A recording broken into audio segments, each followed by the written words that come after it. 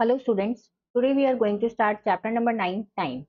In this chapter we will be learning about AM and PM, converting time, calendar, activity, finding out a number of days between two dates and finding out date before and after some days. Let's start with the self-survey. Write the time in each clock in number and words. यहाँ पर बहुत सारी clocks दे रखी हैं और उसमें time दिखा रखा है। आपको टाइम को पहचान कर वर्ड नंबर में इस बॉक्स में लिखना है और वर्ड्स में नीचे लाइन पर लिखना है। इस क्लॉक में आप देखेंगे जो आर एंड है वो 4 पे है और मिनट हैंड किस पे है 10 पे। So the time is 4:10। इसको हम वर्ड्स में कैसे लिखेंगे 10 मिनट्स पास 4 मतलब 4:10 हो चुके हैं। 10 मिनट्स पास्ट 4। इस वाली क्लॉक में आप देखेंगे आर एंड 4 पे है और मिनट हैंड 3 पे है। तो time is 4:15। We can write here 15 minutes past 4 या फिर हम लिख सकते हैं क्वार्टर पास्ट 4। ये जो 15 मिनट्स का होता है इसको हम कहते हैं क्वार्टर। नेक्स्ट इज जो आर एंड है वो हमारा 5 पे है और मिनट हैंड 4 पे है। तो इसका मतलब 4 पे मतलब 20 मिनट्स हो गए। तो we will write here 20 minutes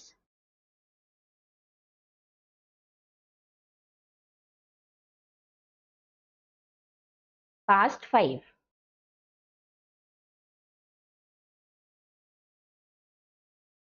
यहाँ पर आर एंड है हमारा 4 पे और मिनट हैंड है 25 पे, सॉरी 5 पे। तो 5 और 5 मिनट्स का गैप होता है तो इट इज 5 इंटू 5 25 मिनट्स पे है।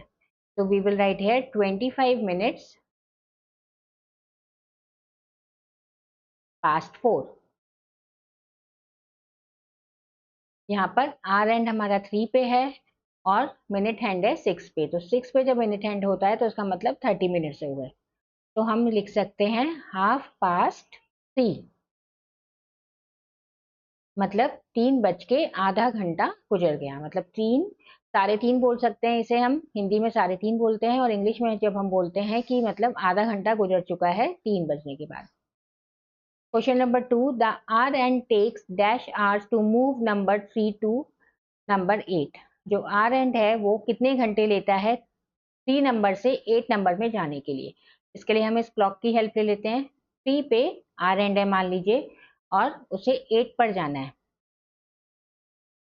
तो आर एंड को 1 घंटा लगता है एक नंबर को एक नंबर से दूसरे नंबर तक जाने के लिए। तो उसे कितना टाइम लगेगा 1 2 3 4 5। तो आर एंड को 5 आवर्स लगेंगे। We will write here 5। The minute hand takes dash minute to move from number 5 to number 11। Minute hand को कितने मिनट लगेंगे अगर मिनट हैंड जो है हमारा 5 पे है, 5 से उसे 11 तक पहुंचने में कितने मिनट लगेंगे। सबसे पहले हम नंबर को काउंट कर लेंगे 1 2 3 4 5 6 नंबर्स हो गए 5 और 11 के बीच में। और हर एक नंबर के बीच में 5 मिनट्स का गैप होता है तो हम इसे 5 से मल्टीप्लाई कर देंगे। This will be 30। तो मिनट हैंड को 30 मिनट्स लगेंगे नंबर 11 तक पहुंचने में। The minute hand takes dash minutes to move from 10 to number 4। अब मिनट हैंड को 10 से नंबर 4 में जाने में कितना टाइम लगेगा। हम फिर से इसे क्लॉक की हेल्प से सॉल्व करेंगे। मिनट हैंड यहाँ पर है 10 पे, अब उसे 4 तक जाना है। We will count the numbers 1 2 3 4 5 and 6 numbers हैं और हर एक नंबर के बीच में 5 मिनट्स का गैप है। तो it will take 30 minutes to move from 10 to 4। The R hand takes dash hours to move from number 7 to number 4। अब आर एंड जो है उसको 7 से 4 पे जाना है। हम काउंट करते हैं 1 2 3 4 5 6 7 8 एंड 9। उसको 9 आवर्स लगेंगे 7 बजे से 7 नंबर से 4 बजे तक जाने। The minute hand takes dash minutes to move from number 9 to number 8। Minute hand को कितना टाइम लगेगा 9 नंबर से 8 नंबर पे जाने के लिए। तो हम क्लॉकवाइज डायरेक्शन में ही हमेशा कैलकुलेट करेंगे, एंटी क्लॉकवाइज नहीं करेंगे। 9 से 8 पर जाने के लिए तो we will count the numbers 1 2 3 4 5 6 7 8 9 10 and 11। 11 into 5 will be 55, तो उसे 55 मिनट्स लगेंगे। E part is the minute hand takes dash minute to move from 9 number to 8। 9 number से 8 तक जाने के लिए मिनट हैंड को कितना टाइम लगेगा 1 2 3 4 5 6 7 8 9 10 and 11, 55 minutes. So we will write here 55 minutes.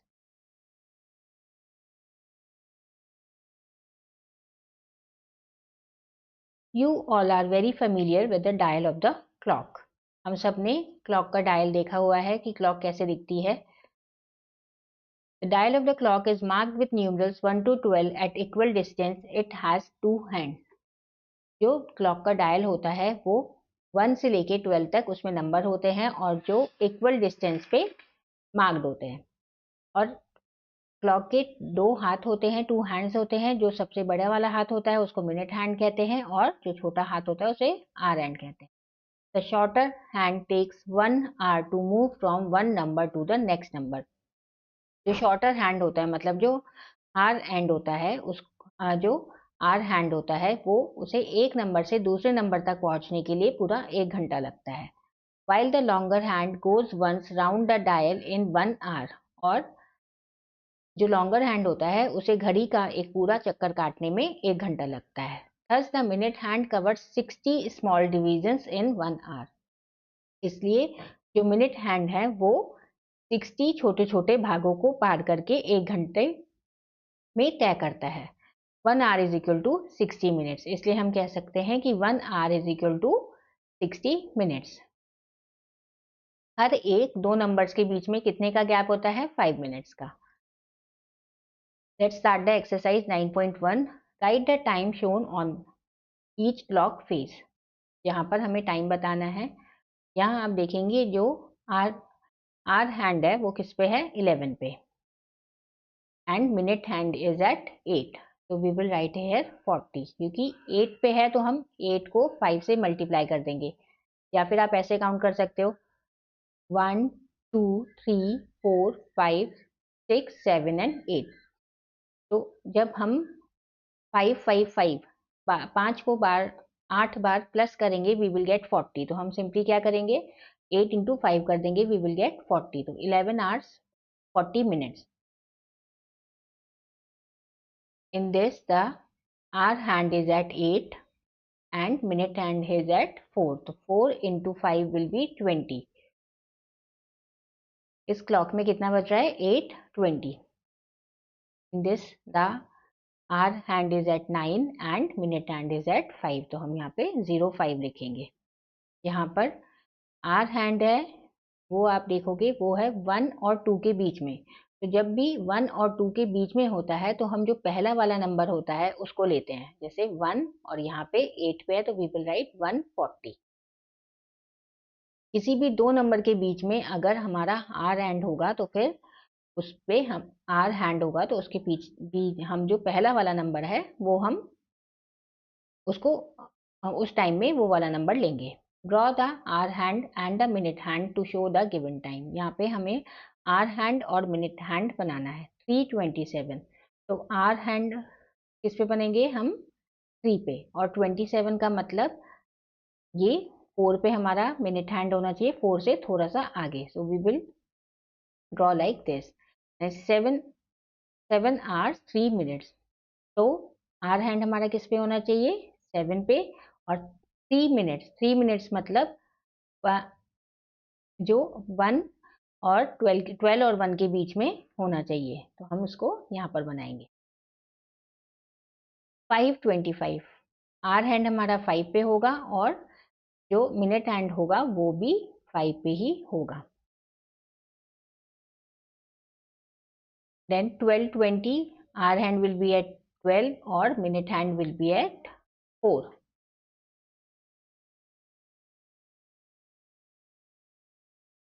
कि 4 5s are 20, तो जब हम इसे 4 पे मिनट हैंड शो करेंगे, this will show 20 minutes. Question number 3, fill in the blanks. The hour hand takes dash hours to move from 2 to 9। Hour hand को कितने घंटे लगते हैं 2 से 9 तक पहुंचने में? तो what we will do, again हम क्लॉक की हेल्प ले लेते हैं, अदरवाइज आप उसको फिंगर्स पे भी काउंट कर सकते हैं। 3 4 5 6 7 8 9, ये तो हमने ऐसे काउंट करा। अब हम इसे 1 से काउंट करते हैं, 1 2 3 4 5 6 7। तो आवर हैंड को कितने घंटे लगे? 7 आवर्स। अदरवाइज आप 9 माइनस 2 भी करेंगे तब भी आंसर यही आएगा। The minute hand takes dash minutes to move from 3 to 5। Minute hand को कितने मिनट्स लगे 3 से लेके 5 तक जाने में? आप क्लॉक में देखेंगे 3 यहाँ पर है और 5 यहाँ पर, तो 5 मिनट्स ये हो गए और 5 मिनट्स ये हो गए, तो उसको 10 मिनट्स लगे 5 तक पहुंचने में। The hour hand takes dash hours to move from 2 to 6। यहाँ पर 2 से 6 पर जाना है, तो हम सिंपली 6 माइनस 2 कर देंगे, we will get 4 hours. The minute hand takes dash minutes to move from 1 to 5। यहाँ पर भी हम क्या कर सकते हैं, 1 to 5, हम 5 माइनस 1 करेंगे, वी विल गेट 4, और दो नंबर्स के बीच में कितने मिनट होते हैं? 5, तो we will multiply it by 5, we will get 20 minutes. How many minutes are there in 1 hour? एक घंटे में कितने मिनट्स होते हैं? 60 minutes. In how many hours the hour hand complete 1 round of the dial? कितने घंटों में जो आवर हैंड होता है वो क्लॉक का पूरा डायल कंप्लीट करता है? क्योंकि 12 नंबर्स हैं तो 12 आवर्स में। Now we will learn about AM and PM. What is the hour hand at 5 o'clock? जब 5 o'clock, जब 5 बज रहे हो, जब 5 o'clock हो रहा हो, तो hour hand किस पे होगा? 5 पे होगा। It is 5 in the morning. It is at 5 in the evening also. hour hand 5 number पे पूरे दिन में कितने बार आता है? 2 बार आता है, एक मॉर्निंग में सुबह और एक इवनिंग में। The hour hand crosses 5 twice a day. The time you play in the evening is 5 p.m. जब आप शाम को खेलते हैं उसको, उस टाइम को हम कहते हैं PM. And the time you get up in the morning is 5 a.m. और जब आप सुबह उठते हैं उसको हम कहते हैं 5 a.m. You have your lunch at 1 o'clock. It is 1 p.m. जब आप लंच करते हैं उसको हम कहते हैं 1 p.m. You go to bed in the night at 9 o'clock. It is 9 p.m. और जब आप रात को सोते हैं it is 9 p.m. The time shown on the given clock is 12 o'clock. यहाँ पर इस घड़ी में जो टाइम दे रखा है वो 12 o'clock दे रखा है। It can be 12 noon और 12 midnight. ये दिन के 12 बजे भी हो सकते हैं या रात के 12 बजे भी हो सकते हैं। Thus 9 a.m. indicates 9 o'clock in the morning. 6 p.m. indicates 6 o'clock in the evening. इसलिए AM और PM से हम पता लगाते हैं कि सुबह के 9 बज रहे हैं या फिर रात के 9 बज रहे हैं। अगर AM लिखा है तो उसका मतलब सुबह के 9 बज रहे हैं, और PM लिखा है तो उसका मतलब शाम के 6 बज रहे हैं या 9 बज रहे हैं, जो भी टाइम है। 7:40 AM indicates 7:40 in the morning. अगर हम कह रहे हैं 7 hours 40 minutes AM, तो इसका मतलब है वो सुबह का टाइम हुआ है। And 8:35 PM indicates 8:35 in the night. और 8:35 का मतलब है कि रात के 8:35 बज रहे हैं, 8:35 हो रहे हैं। The time from 12 midnight to 12 noon is noted as AM anti-meridian. जो रात के 12 बजे से दोपहर के 12 बजे तक का टाइम होता है उसको हम कहते हैं AM, और उसकी फुल फॉर्म क्या है? Anti meridian. And the time from 12 noon to 12 midnight, और दिन के 12 बजे से रात के 12 बजे तक का जो टाइम होता है उसको हम कहते हैं PM। PM की फुल फॉर्म है post meridian. A day begins at 12 midnight and ends at 12 midnight of the following day. और एक दिन कैसे शुरू होता है? रात के 12 बजे से शुरू होकर अगले दिन के रात के 12 बजे तक। 24 आवर्स इसमें होते हैं। Exercise 9.2, fill in the boxes with AM और PM। 11:05 in the morning, morning में है तो क्या टाइम होगा? 11:05 AM। 10:25 बिफोर नून, मतलब दिन के बाद, दिन से पहले। तो बिफोर नून है तो मतलब हम लिखेंगे AM, क्योंकि 12 नून के बाद जो हमारा टाइम हो जाता है वो क्या हो जाता है 1 PM, और ये टाइम कब तक रहता है 11 PM तक। 1:30 in the night, 1:30 in the night, क्योंकि 12 मिडनाइट के बाद AM शुरू हो जाता है, we will write 1:30 AM। 5:35 in the evening, 5:35 in the evening का टाइम जो होगा वो होगा 5:35 PM, and 7:15 in the evening will be 7:15 PM. What time will be after 5 hours? यहाँ पर हमें एक टाइम दे रखा है, इसमें हमें बताना है कि 5 घंटे बाद क्या टाइम होगा। तो हम क्या करेंगे 4:35 AM है, इसमें हम क्या करेंगे, इसमें हम 5 प्लस कर लेंगे, वी विल गेट 9:35, क्योंकि ये AM है, सुबह के 4:30 बज रहे हैं, तो सुबह की ही 12 बजे से पहले का टाइम है, we will get the time 9:35। Now the next time is 11 PM। अब 11 PM में अगर हम 5 ऐड करेंगे तो हमारे पास क्या आ जाएगा, दैट विल बी 16। तो अब हम क्या करेंगे 11 PM से हम जब 1 घंटा 5 घंटे हमें ऐड करने हैं, तो जब हम 1 घंटा ऐड करेंगे दैट विल बी 12 मिडनाइट, उसके बाद 1 AM आ जाएगा, देन 2 AM,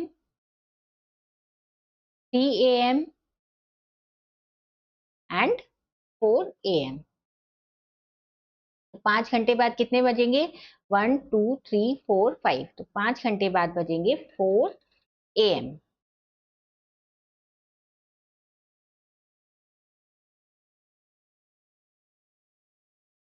यहाँ पर PM और AM में हम इस तरीके से टाइम को कैलकुलेट करते हैं। देन 6:50 AM, 6:50 AM के बाद अगर हम 5 ऐड करेंगे, क्योंकि 6:50 AM है, तो अब हम इसमें 5 ऐड करेंगे, वी विल गेट 11। जब हमें 11 आंसर मिल रहा है तो मतलब 12 बजे से पहले का आंसर मिल रहा है, तो इसलिए इट विल बी 11:50 AM। यहाँ पर हमने क्या करा था, जब हमने 11 में 5 प्लस किया था वी गॉट 16। अब घड़ी में कितने नंबर होते हैं, घड़ी में तो सिर्फ 12 नंबर होते हैं, तो इसलिए हमने उसे लिखकर कैलकुलेट करा था। आगे क्लास में आप 24 आवर्स क्लॉक सीखेंगे तो इसके आपके लिए टाइम कैलकुलेट करना और ज़्यादा आसान हो जाएगा। पर अभी इस क्लास में आप इसको लिखकर कर सकते हैं, या आप अपनी फिंगर्स पे भी काउंट कर सकते हैं। Question number 3 is write these time using noon और मिडनाइट। यहाँ पर नून या फिर मिडनाइट को लिखकर हमें ये टाइम लिखना है। 4:30 AM, 4 AM है, तो इसका मतलब ये नून से पहले है, तो हम क्या लिखेंगे 4:30 बिफोर नून, क्योंकि नून कितने बजे होता है, दिन के 12 बजे हम लिखते हैं 12 नून, तो इसलिए 4:30 बिफोर नून। अब 7:05 PM है, तो it will be 7:05 after noon. 3:40 भी 3:40 after noon. Then converting time. अब हम टाइम को कैसे कन्वर्ट करते हैं, आर से मिनट्स में और मिनट से आर में। 60 seconds is equal to 1 minute. 1 minute कितने सेकेंड्स का होता है 60 सेकेंड्स का। 24 आवर्स, एक दिन में कितने आवर्स होते हैं 24 आवर्स। एक साल में 12 मंथ्स, एक लीप ईयर में 366 डेज, और एक सेंचुरी में 100 ईयर्स। एक घंटे में कितने मिनट्स होते हैं 60 मिनट्स। वो एक हफ्ते में 7 दिन, एक साल में 365 दिन, एक डिकेड, डिकेड कितने साल का होता है 10 साल का, और एक मिलेनियम 1000 साल का होता है। Convert 7 minutes 25 seconds into seconds. 7 minutes 25 second को हमें सेकेंड्स में बदलना है। एक मिनट में कितने सेकेंड्स होते हैं 60, तो हम 7 को 60 से मल्टीप्लाई कर देंगे, वी विल गेट 420, और हमारे पास सेकेंड और कितने हैं 25, तो हम इसको प्लस कर देंगे, we will get 445 seconds. Similarly question number B is convert 4 hours 30 minutes into minutes. अब 4 hour 30 minutes को हमें मिनट में कन्वर्ट करना है। एक घंटे में कितने मिनट होते हैं? 60। तो हम 4 hours को 60 से मल्टीप्लाई कर देंगे, वी विल गेट 240 और 240 मिनट्स हो गए और हमें 30 मिनट्स और ऐड करने हैं इसमें। तो the answer will be 270 minutes. C part is convert 9 days 10 hours into hours. 9 days और 10 hours को हमें hours में कन्वर्ट करना है। एक दिन में कितने घंटे होते हैं? एक दिन में 24 hours होते हैं। तो 9 दिन में कितने घंटे हुए? 24 को हम 9 से मल्टीप्लाई कर देंगे, वी विल गेट 216 और 10 hours और ऐड करने हैं, तो we will get 226 hours. Let's start the exercise 9.3. Change into minutes. Minutes में हमें चेंज करना है, 2 hours को मिनट्स में चेंज करना है। तो एक घंटे में 60 मिनट्स, 2 घंटे में कितने हुए? 120 मिनट्स. 7 hour 27 मिनट्स को एक घंटे में 60 मिनट्स होते हैं, तो 7 into 60 is equal to 420 plus 27. We will get 447 minutes. Now change into seconds. 8 minutes 30 second. 8 minute 30 second को एक मिनट में कितने सेकेंड होते हैं? 60 सेकेंड. तो 8 into 60 will be 480 सेकेंड और उसमें हमें 30 सेकेंड्स और प्लस करने हैं, तो that will be 510 seconds. 37 minute 27 seconds को सेकेंड्स में चेंज करना है, तो हम सबसे पहले 37 को 60 से मल्टीप्लाई कर देंगे, वी विल गेट 6 7 जा 42, 4 कैरी, 6 3 जा 18, 19 20 21 and 22. So we will get 2227 seconds. अब हमारे पास जो 2227 सेकेंड्स आए हैं उसमें हम क्या करेंगे? 27 सेकेंड्स और प्लस कर देंगे. It will be 14 and 1 3 and 5 2 and 2. इतना आंसर हो जाएगा. Calendar. Which festival comes first? Given below are some festivals we celebrate during the year. Calendar से हम देख के पता लगा सकते हैं कि सबसे पहले कौन सी फेस्टिवल आएगी. Look at the calendar to find the dates and days on which these fall. अब आपको क्या करना है? आपके घर में जो भी कैलेंडर है उसको आपको देखना है और उसमें जब भी ये सारी फेस्टिवल्स हैं जैसे दिवाली, पोंगल, रक्षाबंधन, गांधी जयंती, जिस डेट को पढ़ रही है वो डेट आपको यहाँ पर लिखनी है और किस दिन पढ़ रही है वो डे लिखना है. ऐसी पोंगल, रक्षाबंधन, ये सब आपको यहाँ पर अपने घर के कैलेंडर से देख के कंप्लीट करना है. Now arrange the festivals in order to which they come in the year. उसके बाद आपको इन फेस्टिवल्स को साल में जैसे जैसे फेस्टिवल्स आती हैं उसके हिसाब से आपको यहाँ पर अरेंज करना है. फॉर एग्जाम्पल मान लीजिए जैसे अगस्त में आपका रक्षाबंधन आता है और दिवाली आती है अक्टूबर में, तो रक्षाबंधन आप पहले लिखेंगे, डेट वाइज आप यहाँ पर इस एक्टिविटी कॉर्नर में अरेंज करेंगे. Next is finding out the number of days between two dates. अब हमें दो डेट्स दे रखी हैं, उनके बीच में कितने दिन हैं वो हमें कैसे पता लगाते हैं. How many days are there between 16 January and 10 February. 16 जनवरी से 10 फरवरी के बीच में कितने दिन हैं. अब ये बड़ा मुश्किल होता है कि आप काउंट करें फिंगर्स पे 17 18 19 20. तो आप क्या करेंगे? डेज लेफ्ट आउट इन जनवरी. उसके लिए हम सबसे पहले क्या करेंगे?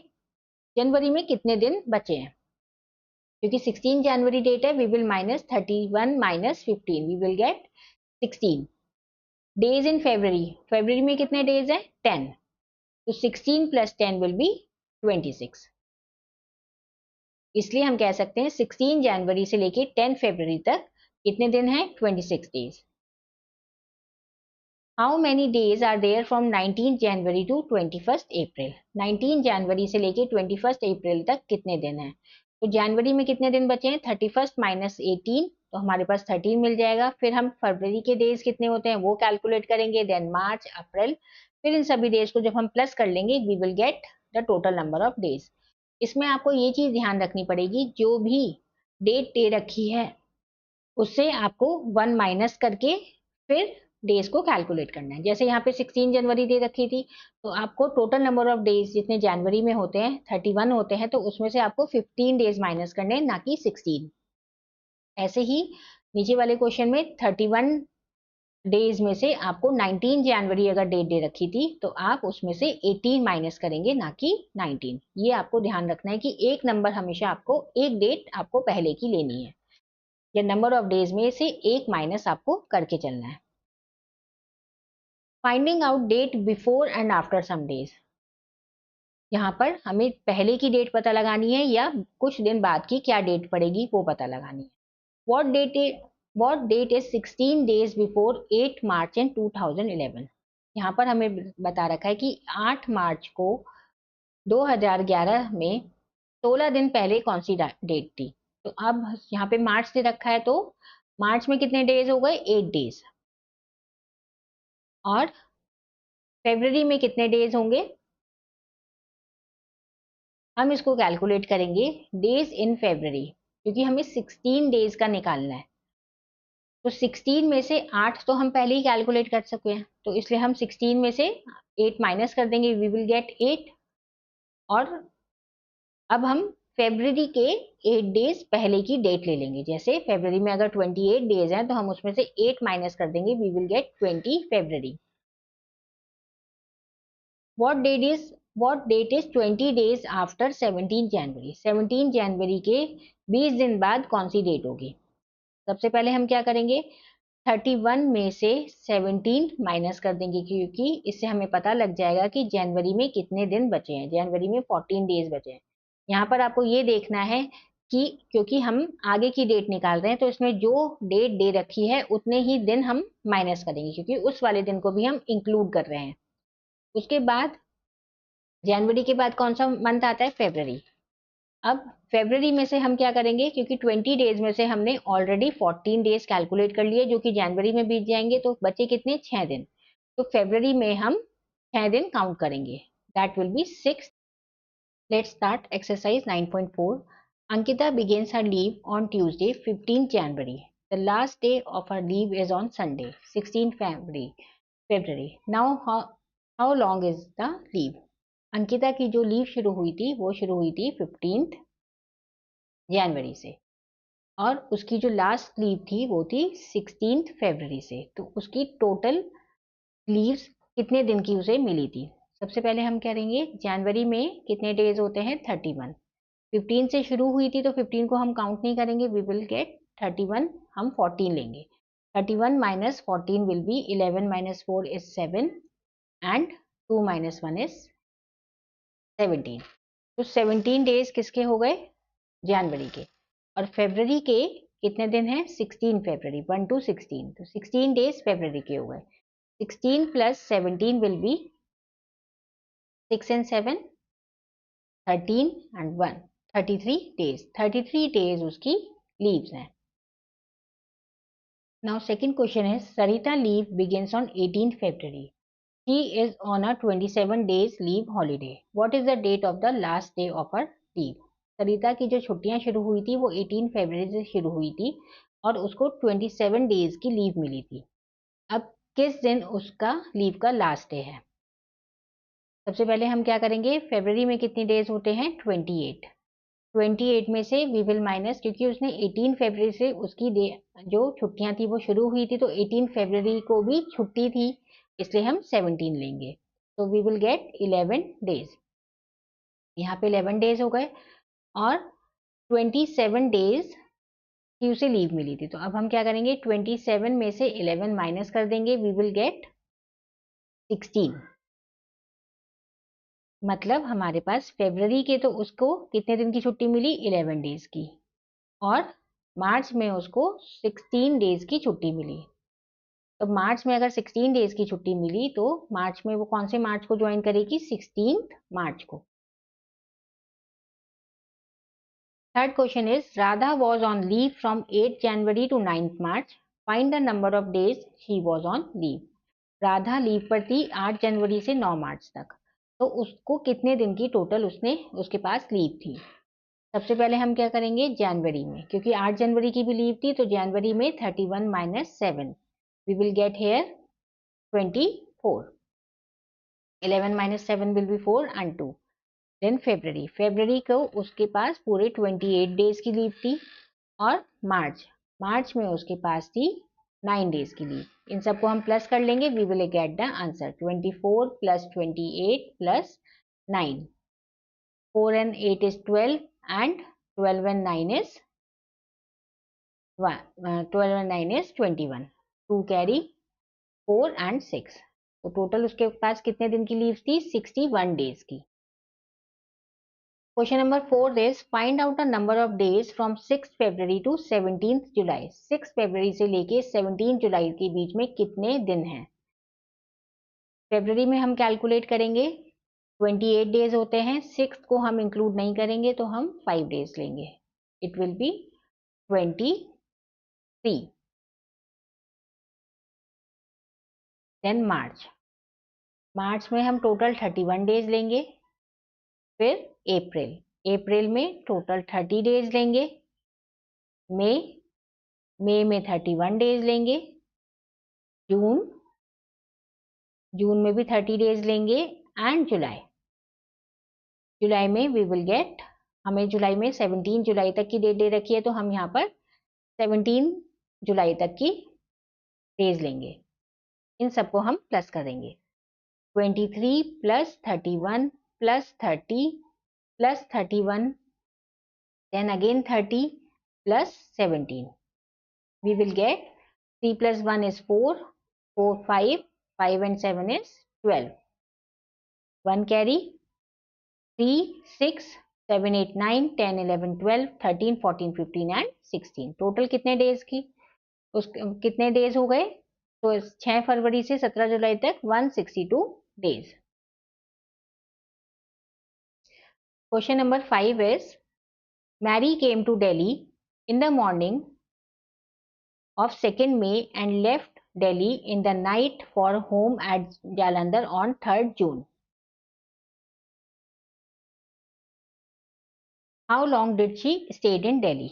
मैरी दिल्ली कब आई थी, 2nd मई को आई थी, और गई कब, 3 जून को। तो उसने दिल्ली में कितने दिन स्टे किया, तो हम मई के कैलकुलेट करेंगे, 31 माइनस 1 विल बी 30, और जून को वो जून 3 में चली गई, 1 2 3 मतलब 3 डेज। तो टोटल उसने कितने दिन करे, 30 plus 3 is equal to 33 days वो दिल्ली में रुकी। In this way we calculate the number of days. This chapter ends here. Thank you for watching.